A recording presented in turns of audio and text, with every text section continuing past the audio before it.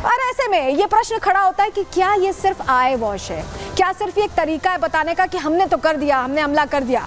Iran का Israel पर 181 मिसाइलें दागने का जो दावा है वो तस्वीरों में सवाल खड़े कर रहा है, लेकिन इजराइल को कोई बड़ा नुकसान नहीं हुआ। क्योंकि आप सोचिए 181 मिसाइलें बरसा दी जाए, नुकसान ही ना हो, ये कैसे हो सकता है। हमले में एक शख्स मारा गया है और कुछ लोग घायल हुए, ये आधिकारिक जानकारी है जो दी गई है वहां से। ईरान ने हमले के लिए फतेह मिसाइल का इस्तेमाल किया, जो इनपुट्स हमें मिल रहे हैं, जो अंदर से जानकारी मिल रही है, फतेह मिसाइल का इस्तेमाल किया गया और इन मिसाइलों को ईरान ने स्थानीय स्तर पर ही बनाया, यानी खुद बनाया।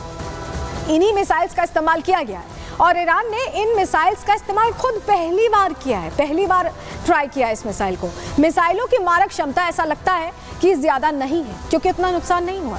क्या इजराइल पर जो हमला हुआ वो केवल दिखावा था, सिर्फ ये दिखाने की कोशिश थी कि इजराइल जिस तरह से एक्शन ले रहा है, जब ईरान में हम देख रहे हैं कि हानिया की हत्या हो जाती है या नसरल्ला पर जिस तरह से मौत उसकी हो जाती है, बंकर बस्टर बम डालकर इजराइल एक्शन ले लेता है, तो क्या ये सिर्फ एक तरीका है, सिर्फ एक तरीका है ये बताने का कि हम कोशिश कर रहे हैं, हम जवाब दे रहे हैं, हम रिटेलिएट कर रहे हैं। क्या ये सिर्फ वो रणनीति है जो ईरान फॉलो कर रहा है पूरे तमाम जो कट्टरपंथी देश हैं उनको मैसेज देने के लिए, जो कट्टरपंथी साथी हैं उनको मैसेज देने के लिए? क्यों मैं ऐसा कह रहे हैं, चलिए जल्दी से आपको तस्वीर दिखा देते हैं। ये तस्वीर देखिए, ये वो मैसेज है जो पहुंच चुका है, जो ईरान देने की कोशिश कर रहा था। देखिए आप ये जो जश्न देख रहे हैं, ये जश्न मनाया जा रहा है इजराइल पर अटैक के बाद। ईरान के अंदर की ये तस्वीरें हैं, जश्न का माहौल है और शायद यही चाहती थी ईरान की लीडरशिप, यही वजह है कि हमला इस तरह से किया गया। 181 मिसाइल दागने की बात जरूर कही गई है, लेकिन इससे कुछ बहुत फर्क होता दिखाई नहीं दिया इजराइल पर। लेकिन ईरान में कम से कम मैसेज चला गया कि इजराइल ने एक्शन लिया है और शायद यही मैसेज देना चाहता था ईरान। इसीलिए हम कह रहे हैं कि हो सकता है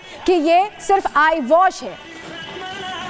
तो तस्वीर आपको एक बार दिखा देते हैं कैसे जश्न मना हुआ है।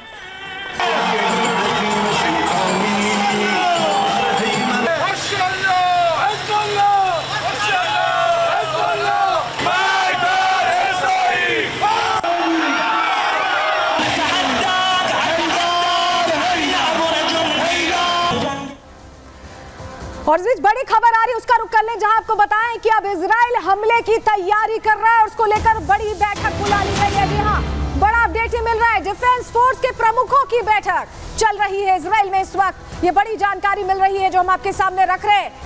वॉर इस वक्त थर्ड फ्रंट पे कैसे तेजी से आगे बढ़ रही है, देखिए आईडीएफ, मोसाद और शिन बेत प्रमुखों की बैठक चल रही है, यानी जो इंटेलिजेंस एजेंसीज हैं और जो डिफेंस फोर्स है उनके प्रमुखों की बैठक ये चल रही है। तस्वीर आपको सबसे पहले दिखा रहे हैं और ये तस्वीर बता रही है कि तैयारी बड़ी है, प्लानिंग बड़ी है और इसको लेकर अब काउंटर अटैक का जो मैकेनिज्म है वो फिक्स किया जा रहा है, क्योंकि इजराइल सब कुछ सोच समझ कर करता है, यूं ही नहीं करता है। और यही वजह है कि एक तरह से देखिए ईरान ने ये कोशिश जरूर की कि वो ये बताए दुनिया को कि वो एक्शन लेगा।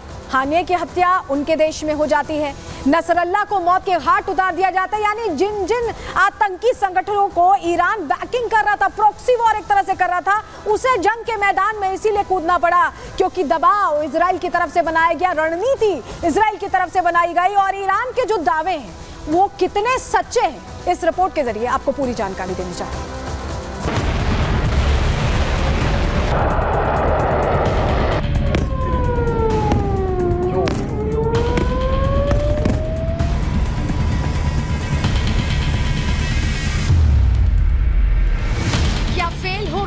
ईरान पर इजराइल का वार, क्या इजराइल पर ईरानी हमला सिर्फ आई वॉश था? ये सवाल इसलिए उठ रहे हैं क्योंकि ईरान के दावे और जमीनी हकीकत में बड़ा अंतर है। क्योंकि ईरान के मुताबिक हजारों किलोमीटर दूर उसकी मिसाइलों ने ताबड़तोड़ आग के गोले बरसाकर सब कुछ राख कर दिया है। यरूशलेम से लेकर जॉर्डन वैली तक चीख पुकार मच गई, लोग शेल्टर होम में शरण लेने को मजबूर हो गए। लेकिन इजराइल पर अटैक के इम्पैक्ट को देखकर इन दावों पर सवालिया निशान खड़े हो रहे हैं। ये सवाल इसलिए भी उठ रहा है क्योंकि ईरान ने इसी साल 13 अप्रैल को ऐसा ही एक और नाकाम हमला इजराइल पर किया था। ईरान के दावे के मुताबिक इजराइल में भारी नुकसान हुआ है। मिसाइल्स ने इजरायली शहरों के साथ साथ कई टैंक और फाइटर जेट्स को भी निशाना बनाया है। लेकिन इजराइल ने सभी रॉकेट को एयर डिफेंस की मदद से हवा में ही नष्ट करने का दावा कर दिया है। इजराइल ने बयान जारी करते हुए कहा कि ईरान की तरफ से दागी गई बैलिस्टिक मिसाइलों में से ज्यादातर हमले को हमने नाकाम कर दिया। हमारा डिफेंस सिस्टम काफी असरदार था। अमेरिका ने भी हमारी मदद की। मध्य और दक्षिण क्षेत्र में थोड़ा नुकसान हुआ, कोई इजरायली घायल नहीं हुआ। इस हमले में इजरायली वायुसेना को कोई नुकसान नहीं हुआ है।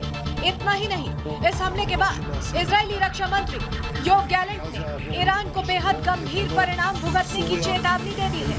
साफ कर दिया है कि जो देश इजराइल पर हमला करेगा उसे कीमत तो चुकानी पड़ेगी। इजराइल और ईरान के अपने अपने दावे हैं, लेकिन सवाल है आखिर इतनी मिसाइलें दागने के बाद भी कैसे इस हमले में सिर्फ एक शख्स ही मारा गया? कैसे बस कुछ ही लोग घायल हुए? और क्या ये हमला सिर्फ आई वॉश था? Bureau report, Republic Bharat. देखिए, तीन चीजें एक साथ हुई हैं इजराइल में। किस तरह से एक एक सिलसिलेवार तरीके से चीजें हो रही है, जरा जानकारी हम आपको दे देते हैं। क्योंकि देखिए, इजराइल में सबसे पहले आतंकी हमला हुआ। जो तस्वीर आप देख रहे हैं वो जाफा की है।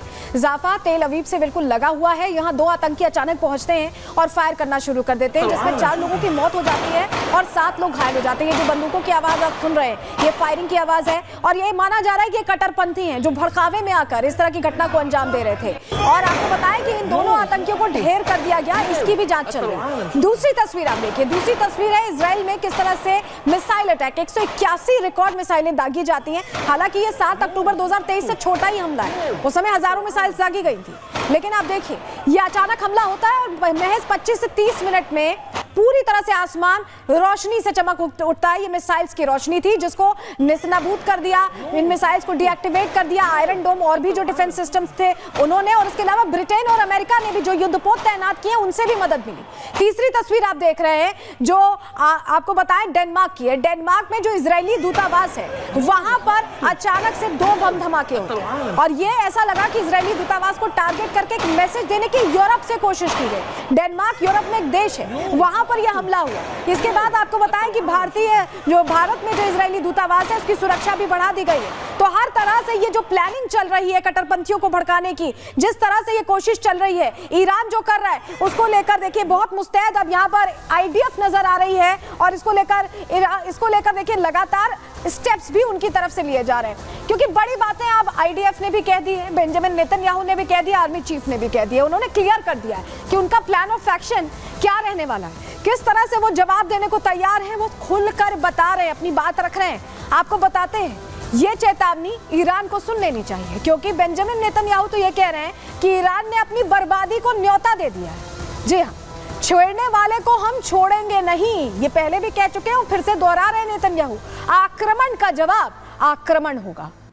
हमलाकार ईरान ने बड़ी गलती की है। ये कौन कह रहा है? योव गैलेंट जो रक्षा मंत्री हैं वहां पर, वो कह रहे हैं कि अब ईरान रहेगा या इजराइल, यानी साफ कर देंगे, मैप से साफ कर देंगे, नक्शे से साफ कर देंगे। कह रहे हैं कमांड और कंट्रोल हमारा होगा, समय तय करके हमला होगा। देखिए हर्जी हलेवी क्या कह रहे हैं, जो आईडीएफ चीफ हैं, इजराइल डिफेंस फोर्स के चीफ कह रहे हैं कि दुश्मन की चुनौती हम स्वीकार रहे हैं, वक्त पर हम महाप्रहार करेंगे, समय तय करेंगे और उस हिसाब से अटैक करेंगे और ईरान को अब कीमत चुकानी पड़ेगी। ये बिल्कुल क्लियर कर दिया है यहाँ पर हर्जी हलेवी ने भी, जो आईडीएफ चीफ हैं। वहीं आपको बताएं